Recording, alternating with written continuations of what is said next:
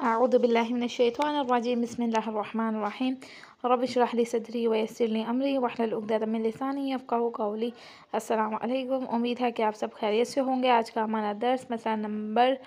1641 यानी 1641 से है। अगर रोज़ेदार कोई ऐसा काम करे जो हलाल हो और रोज़े को बातिल करता हो, मसलन पानी पी ले, और इसके बाद कोई दूसरा ऐसा काम करे जो हराम हो और रोज़े को बातिल करता हो, मसलन हराम ग़िज़ा खा ले, तो एक ही कफ़ारा काफ़ी है। फिर कह रहे हैं अगर रोज़ेदार डकार ले और कोई चीज़ इसके मुंह में आ जाए, तो अगर वो इसे जानबूझकर निगल ले तो बनाबर एहतियात वाजिब इसका रोज़ा बातिल है और ज़रूरी है कि इसकी क़ज़ा करे, और कफ़ारा भी इस पर वाजिब हो जाता है। और अगर इस चीज़ का खाना हराम हो, मसलन डकार लेते वक्त खून या ऐसी कोई खुराक जो ग़िज़ा की तारीफ़ में ना आती हो इसके मुँह में आ जाए और वो इसे जानबूझकर निगल ले, तो बेहतर है कि मजमूई कफ़ारा अदा करे। ठीक है, अगर जानबूझकर वो निगल लेता है कोई चीज़ तो भी उसका कफ़ारा देना वाजिब है, लेकिन अगर कोई हलाल चीज़ जानबूझकर निगल लेता है और अगर कोई हराम चीज़ जानबूझकर निगल लेता है तो फिर भी उसका मजमूई कफ़ारा यानी दोनों कफ़ारों को जमा करके कफ़ारा अदा करे।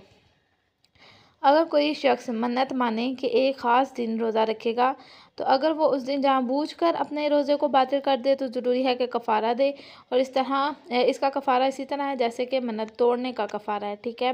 फिर कहने हैं अगर रोज़ादार एक ऐसे शख्स के कहने पर जो कहे कि मगरिब का वक्त हो गया है, लेकिन जिसके कहने से इत्मीनान हासिल ना हुआ हो, रोज़ा अफ्तार कर ले और बाद में पता चले कि मगरिब का वक्त नहीं हुआ था, या शक करे कि मगरिब का वक्त हुआ था या नहीं, तो इस पर क़ज़ा और कफ़ारा दोनों वाजिब हो जाते हैं। और अगर वो ये समझता था कि इसकी बात हुज्जत है तो इस पर सिर्फ क़ज़ा वाजिब है। यानी अगर कोई शख्स आपको कहता है मगरिब की अज़ान हो गई थी और आप उसके कहने पर जो है रोज़ा खोल लेते हैं, लेकिन बाद में आपको शक होता है या फिर आपको यकीन हो जाता है कि रोज़ा आपका जो था वो आपने मगरिब से पहले खोल लिया, अभी वक्त नहीं हुआ था, तो फिर आप पर कफ़ारा और आप पर क़ज़ा दोनों वाजिब होंगी। लेकिन अगर किसी ऐसे बंदे ने आपको कहा है जिस पर आपको पूरा यकीन और वो आपके लिए हुज्जत है, तो फिर आप पर सिर्फ क़ज़ा वाजिब होगी। जो शख्स जानबूझकर अपना रोज़ा बातिल कर ले और अगर वो ज़ोहर के बाद सफ़र करे या कफ़ारे से बचने के लिए ज़ोहर से पहले सफ़र करे, तो इस पर से कफ़ारा साकित नहीं होता, बल्कि अगर ज़ोहर से पहले इत्तफ़ाक़न इसे सफ़र करना पड़े तब भी कफ़ारा इस पर वाजिब है। अब कह रहे हैं अगर कोई शख्स है वो जानबूझकर अपना रोज़ा बातिल कर रहा है और अगर वो ज़ोहर के बाद सफ़र कर रहे हैं या कफ़ारे से बचने के लिए ज़ोहर से पहले सफ़र करे, तो इस पर कफ़ारा वाजिब ही होता है, वो इससे ख़त्म नहीं होता, बल्कि अगर ज़ोहर से पहले इत्तफ़ाक़न इसे सफ़र करना पड़े तब भी कफ़ारा इस पर क्या है, वाजिब हो जाता है। अगर कोई शख्स जानबूझकर अपना रोज़ा तोड़ दे और इसके बाद हैज़, नफास या बीमारी जैसा कोई उज़्र पैदा हो जाए, तो एहतियात मतलब ये है कि कफ़ारा दे, ख़ुसूसन जब किसी तरीके से मसलन दवाइयों के इस्तेमाल से ख़ुद को हैज़ या बीमारी में मुब्तला किया हो। ठीक है, अगर वह जानबूझकर कोई बीमारी पहले उसने रोज़ा तोड़ लिया लेकिन बाद में कोई बीमारी आ गई है, तो फिर उस पर उस दिन का जो है कफ़ारा वाजिब हो जाता है। फिर कह रहे हैं अगर किसी शख्स को यकीन हो कि आज रमज़ान की पहली तारीख है और वह जानबूझकर रोज़ा तोड़ दे, लेकिन बाद में इसे पता चले कि शबान की आखिरी तारीख है, तो इस पर कफ़ारा वाजिब नहीं है। ठीक है, अगर किसी शख्स को शक हो कि आज रमज़ान की आखिरी तारीख है या शवाल की पहली तारीख और वह जानबूझकर रोज़ा तोड़ दे और बाद में पता चले कि पहली शवाल थी, तो अब भी इस पर कफ़ारा वाजिब नहीं है। फिर कह रहे हैं अगर एक रोज़ेदार रमज़ान में अपनी रोज़े की दार बीवी से जमा करे, तो अगर इसने बीवी को मजबूर किया हो तो अपने रोज़े का कफ़ारा और एहतियात की बिना पर ज़रूरी है कि अपनी बीवी के रोज़े का भी कफ़ारा दे, और अगर बीवी जमा पर राज़ी हो तो हर एक पर एक एक कफ़ारा वाजिब हो जाता है। ठीक है, अगर मतलब शोहर ने मजबूर करके किया है तो फिर सिर्फ शोहर पे यह है कि अपना तो दे ही दे, लेकिन क्या है कि बीवी का भी दे दे, और अगर बीवी राज़ी थी तो दोनों पर वाजिब है कि दोनों अपना एक एक कफ़ारा दें। अगर कोई औरत अपने रोज़ेदार शोहर को जमा करने पर मजबूर करे, तो इस पर शोहर के रोज़े का कफ़ारा अदा करना वाजिब नहीं है।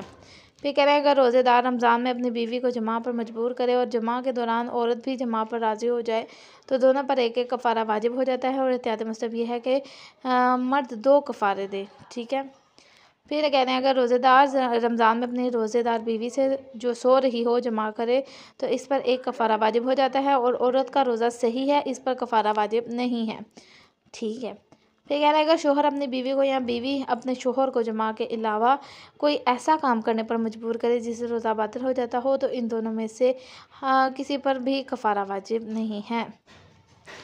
जो आदमी सफ़र या बीमारी की वजह से रोज़ा ना रखे वो अपने रोज़ेदार बीवी को जमा पर मजबूर नहीं कर सकता, लेकिन अगर मजबूर करे तो कफ़ारा मर्द पर भी वाजिब नहीं है। फिर कह रहे ज़रूरी है कि इंसान कफ़ारा देने में कोताही ना करे, लेकिन फ़ौरी तौर पर देना भी ज़रूरी नहीं है। अगर किसी शख्स पर कफ़ारा वाजिब हो और वो कई साल तक ना दे तो कफ़ारे में कोई इजाफ़ा नहीं होता, यानी तो कफ़ारा उतना ही रहता है। मिसाल के तौर पर पिछले रमज़ान में आपके ऊपर कोई कफ़ारा हो गया था लेकिन आपने नहीं दिया, तो इस रमज़ान में भी वो उतना ही होगा, बढ़ेगा नहीं। ऐसा नहीं है कि जैसे टाइम गुजरता जाएगा तो वो बढ़ता जाएगा। फिर कह रहे हैं जिस शख्स पर एक दिन के कफ़ारे के तौर पर 60 फ़कीरों को खाना खिलाना ज़रूरी है, अगर 60 फ़कीर मौजूद न हों तो वो ये नहीं कर सकता कि कफ़ारा तो इतना ही दे लेकिन फ़कीरों की तादाद कम कर दे। मसलन 30 फ़कीरों में से हर एक को 2 ताम देकर इसी पर इत्तफ़ाक़ कर ले। हाँ, ये कर सकता है कि फ़कीर के घर के अफराद में से हर एक के लिए, चाहे वो छोटे ही क्यों ना हों, एक मुद्द इस फ़कीर को दे और वो फ़कीर अपने घर वालों की वकालत में या इनके छोटे होने की सूरत में इनकी वलायत में इसे कबूल कर ले। और अगर इससे 60 फ़कीर ना मिलें बल्कि मसलन सिर्फ 30 फ़कीर मिलें तो फिर हर एक को 2 मुताम दे सकता है। अलबत्ता इस सूरत में एहतियात वाजिब की बिना पर ज़रूरी है कि जब भी मुमकिन हो 30 और फ़कीरों को भी एक मुद्द दे। अब यहाँ पे वो ये बात कर रहे हैं, अगर एक शख्स है उसने कोई कफ़ारा देना था, यानी उसने 60 फ़कीरों को खाना खिलाना था, अब उसे 60 फ़कीर नहीं मिले, 30 मिले हैं, तो फिर वो क्या करेगा, 30 को ही नहीं देगा बल्कि 60 फ़कीरों को ढूंढेगा, फिर उन 60 को देगा। लेकिन हाँ, ऐसा कर सकता है कि हर जो फ़कीर है उसके घर वालों के हिस्से का दे दे। जैसे मिसाल के तौर पर हमारे जब गली मोहल्ले में कोई चीज़ बांटी जाती है तो बच्चे जा कहते हैं मेरी अम्मी का भी दे दें, मेरे अब्बू का भी दे दें। तो ये वाली सिस्टम है कि यहाँ पे अगर जो है फ़कीर है उसके घर वालों का भी आप एक एक मुद्द दे दें तो वो फिर काउंट हो जाएगा। लेकिन ज़रूरी है कि अगर आपको 60 फ़कीर नहीं मिल रहे, 30 ही मिल रहे हैं, तो फिर उन्हें 2 मुद्द दे सकते हैं, लेकिन बाद में फिर आपको जो 30 बाकी रह जाएंगे उनको भी देना होगा दोबारा से। ठीक है। फिर कह रहे हैं जो शख्स रमज़ान के रोज़े की क़ज़ा करे और वो ज़ोहर के बाद जानबूझकर कोई ऐसा काम करे जो रोज़े को बातिल करता हो, तो ज़रूरी है कि 10 फ़कीरों को फ़र्दन यानी एक करके एक मुद्द खाना दे, और अगर ना दे सकता हो तो 3 रोज़े रखे।